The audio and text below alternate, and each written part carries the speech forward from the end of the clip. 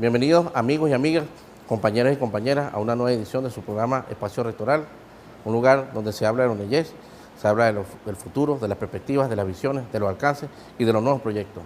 Esta tanda que tenemos de los espacios estudiantiles cierra hoy hablando de lo que es la Federación de Centros de Estudiantes o Centros Universitarios, una nueva visión del liderazgo estudiantil. Es decir, aquí hablaremos de cómo ha evolucionado la UNEYES, lo que teníamos antes, de lo que tenemos ahora, de lo que debe hacer una FCU, de lo que debe ser una Federación de Centros de Estudiantes y ver cuál es el alcance de eso. Veremos la historia, examinaremos un poco la historia para dar a conocer algunos eventos que son realmente merecedores de hacernos nombrar. La diapositiva de apertura, donde hablamos primero de darse, después hablamos de bienestar estudiantil, luego hablamos del servicio comunitario y hablaremos del liderazgo estudiantil, basado en la FCU, los centros de estudiantes, los movimientos estudiantiles y todo el progreso que hemos dado en los últimos años. Vamos a explicar un poco lo que es la historia, sobre todo lo que es el Grito de Córdoba y todos los eventos posteriores. Digamos que las universidades, cuando se crearon hace varios siglos, no tenían estos cuerpos estudiantiles y que eso realmente fue notorio y se creó en Latinoamérica. Fue en Latinoamérica que realmente se lograron las estructuras estudiantiles, las estructuras de cogobierno y todo eso que hoy tenemos en muchas universidades y que realmente es una fuerza. El poder estudiantil es una fuerza que bien orientada y sobre todo bien pensada puede ser algo donde florezcan muchas actividades positivas y donde florezcan muy buenas ideas. El Grito de Córdoba, que se dio en Argentina, fue un movimiento de avanzada bastante grande, en donde una de las cosas que se decía era que los estudiantes y sobre todo las estructuras del gobierno no tenían espacio en las universidades. Siempre eran, en las universidades eran simples claustros de profesores donde todo se decidía, donde no había participación de otros tipos de comunidades y este movimiento hizo que se democratizara un poco más la universidad y otorgarle un carácter científico que se inició con una rebelión estudiantil en la Universidad Nacional de Córdoba en Argentina en el 2018. ¿Y luego de esto se planteó lo que es la reforma universitaria? ¿Y cuáles eran los principios de la reforma universitaria en aquel entonces? Bueno, que las universidades fueran autónomas, eso se logró. La estructura de cogobierno, ¿qué quiere decir esto? Bueno, está la estructura de gobierno, que son los rectores, los vicerrectores y todo eso, y la estructura de cogobierno son los representantes estudiantiles, los representantes obreros, representantes administrativos y representantes de profesores a su vez. Entonces, esa estructura de cogobierno no existía en todo lo que eran los claustros universitarios o el poder de lo que era el rectorado antes. La asistencia libre y docencia libre, digamos que el horario tenía que ser más flexible y sobre todo la participación más flexible, una educación laica y acceso para todos, es decir, libre de discriminaciones, abierta a géneros, a credos, a posturas políticas, y eso también tenía que darse en las universidades. La extensión universitaria, que hoy nosotros la conocemos en la UNEYES como vinculación sociocomunitaria, es un proceso que debía darse en las universidades, no se daba antes, y es el impacto esperado que tenían que tener las universidades en un territorio dado.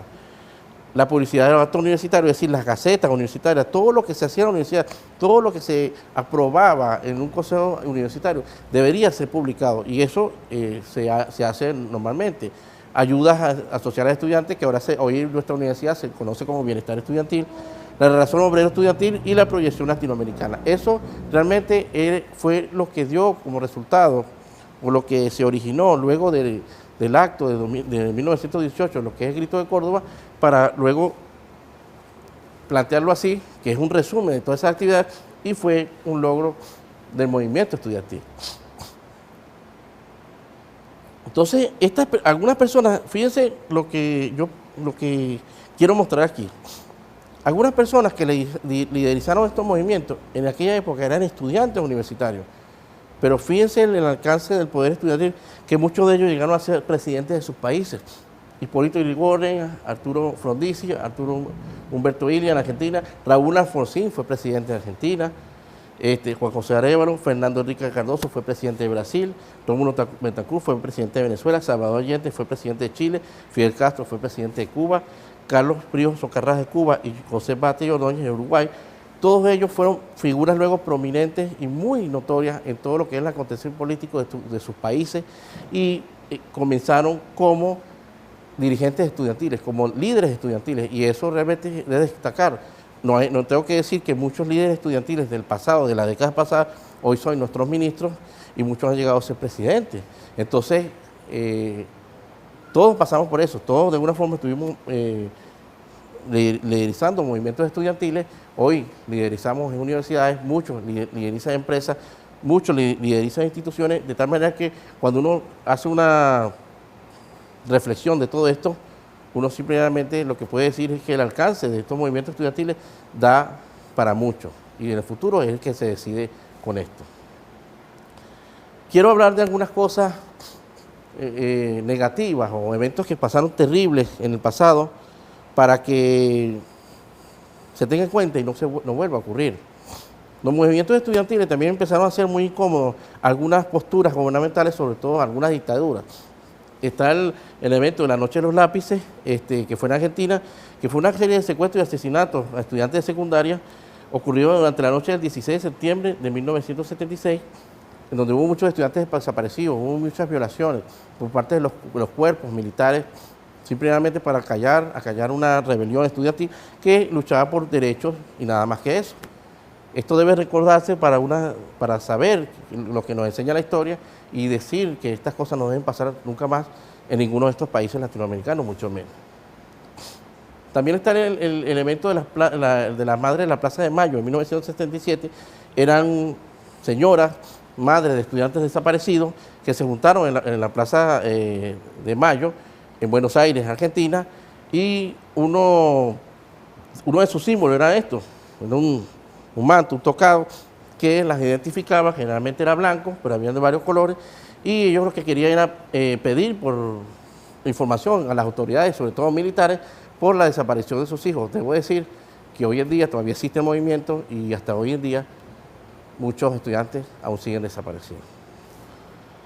Entonces, queda como reflexión todo esto. Bueno, el movimiento estudiantil es un espacio liberador del pensamiento, es un espacio donde las ideas florecen, donde la capacidad creativa de los estudiantes florece, y así tienen que ser los movimientos estudiantiles. No pueden ser gente prestada a vicios, a extorsiones, a chantajes. Eso debe acabarse en cualquier universidad. Esto deben ser los movimientos estudiantiles, donde abunde la creatividad, la motivación, la inspiración, respetando las fuentes de pensamiento, por supuesto, porque la universidad es eso, como lo dice, viene de la palabra universo, es eso, todos estamos aquí, todos pertenecemos a este entorno, todos tenemos varios tipos de pensamientos, pero un estudiante que pertenezca a una federación de centros de universidades tiene que tener como bandera estas cosas. ¿Qué valores deben tener? Bueno, igualdad, justicia, fraternidad y honestidad. Un estudiante está aquí y cuando forma un centro de estudiantes lo hace para luchar, sobre todo contra las injusticias, para que realmente los actos sean más ponderados, para que haya más igualdad, para que haya más fraternidad, para que haya más equidad. Todos los movimientos estudiantiles deben hacer eso y se crearon precisamente pensando en esas cosas. Entonces, en la UNEYES, lamentablemente, en una situación pasada, afortunadamente ya no está aquí, en los años sobre todo del 2006 al 2014, 2015, hubo asesinatos, chantajes, extorsiones y violencia. Eso ya no está aquí en la UNEYES. Y yo puedo decir que uno de los grandes logros que humildemente hemos hecho es que eso ya es cosa del pasado, eso no existe en la UNEYES. Los cuentos y las historias que se escuchan, pues realmente parecen ya ligados a cosas de ciencia ficción. Que hay un pensamiento nuevo, charlas, deporte, cultura, eventos liberadores, eso es lo que deben hacer una masa estudiantil y eso es lo que hemos sembrado aquí y eso es lo que tenemos hoy en día aquí. Dejar lo malo y pernicioso atrás, por eso, no a la violencia, no a las armas, no a las drogas, no a la extorsión. Cuando llegamos aquí, los estudiantes tenían armas y eso hay que decirlo, eso no puede ser y eso es cosa del pasado. Estaban relacionados con eventos de droga, extorsionaban al comedor, extorsionaban el transporte y eso no puede ser, eso no puede ser. Entonces, eso que quede como ejemplo de lo pasado, de lo que ocurrió alguna vez y que más nunca puede volver a existir en la UNEYES, porque ahora lo que tenemos es una verdadera FCU. Un nuevo movimiento estudiantil, por supuesto. Hoy en día nuestra FCU está compuesta por estudiantes responsables, amantes de la paz, de la justicia y del trabajo. Ponemos ejemplo, la presidenta del Centro Estudiante de Barinas es una de las personas que lleva a cabo unas actividades en los llanos que tienen que ver con la red de criptoactivos y lo lideriza ella. Y así sucesivamente, nuestro presidente de la FCU es nuestro representante ya en Caracas y tiene puestos centrales en todo lo que es la FCU, todo lo que es la FBU, la Federación de Estudiantes a nivel nacional, y ya nuestros estudiantes están en esos espacios, luchando por reivindicaciones, dando la cara por la ONG y siendo responsables, siendo estudiantes en primera línea y dando ejemplo a su vez. Entonces, antes de decir esto, porque un estudiante viene aquí a estudiar, no viene a extorsionar, no viene a ganar dinero basado en trucos o en prebendas.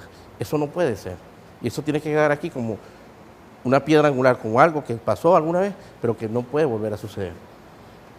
El 21 ya estamos trabajando en el reglamento estudiantil, creo que lo aprobamos dentro de poco, y también el reglamento de los centros de estudiantes. En el 22 haremos el reglamento de nuestra FCU y un congreso anual de todos los estudiantes de la UNEYE. Queremos que eso sea repetitivo, pues lo hemos hecho en varias ocasiones con este movimiento estudiantil, pero tiene que quedar sentado, tiene que quedar como uso y costumbre. Sí es verdad que los eventos pandémicos nos han frenado un poco, pero bueno, ya los eventos pandémicos están pasando, ya estamos volviendo a clases y tenemos que reactivar eso.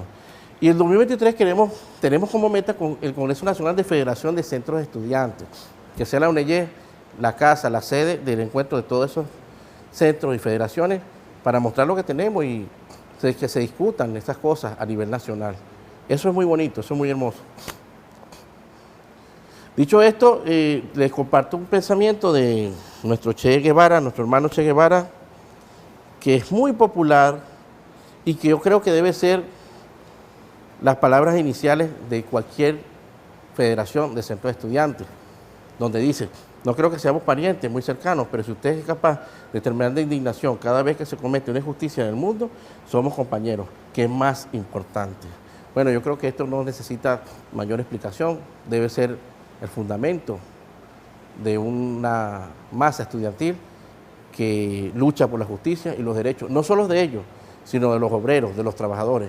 Hemos visto en muchas ocasiones en el pasado cómo muchos estudiantes han luchado inclusive por cosas decisiones gubernamentales hace varias décadas que afectaban a la población y vimos a los estudiantes luchando en contra de eso. Entonces, luego de esto queda la diapositiva de cierre en donde le damos los fundamentos, las herramientas a los estudiantes para su propia evolución, explotando sus capacidades, sus iniciativas, su creatividad, para conseguir luego aquí una persona que sea digna, que tenga arraigo, que tenga patriotismo y un sendero definido, un verdadero ciudadano que tenga principios y valores bien definidos y sobre todo que vayan hacia la creatividad, hacia la explosión